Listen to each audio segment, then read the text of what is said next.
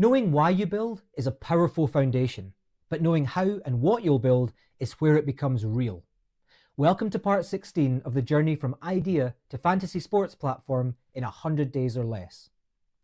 A few episodes ago, I talked about Simon Sinek's why, how, and what. We've covered my why. Now it's time for the how and the what.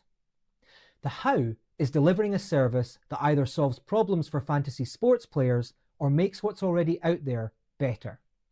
That's where our value proposition and our unique selling points come in. The biggest problem right now, the drop-off in active users. Talking to players each season, the main reason they stop is simple. They fall too far behind in their leagues and don't see a point in continuing. It makes sense. There's no incentive to keep playing. So let's change that. Let's give them an incentive that isn't affected by when they join. And there it is, our first unique selling point. Now, what kind of incentive? It could be tickets, meet and greets, free entries to competitions, but realistically, it has to be something everyone can access consistently. So it has to have a financial element.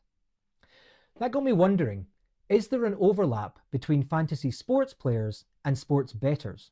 It turns out there's a massive overlap.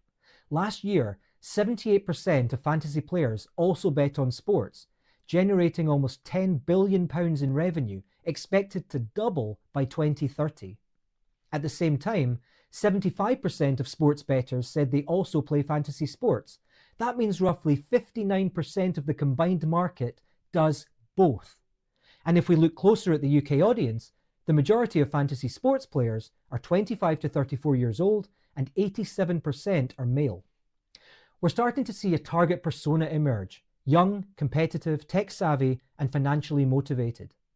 So that's our next step.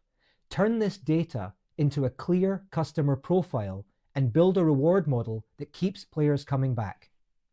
Hit like, follow, and join me in part 17 when I start refining the offering and comparing to some existing platforms in the same market.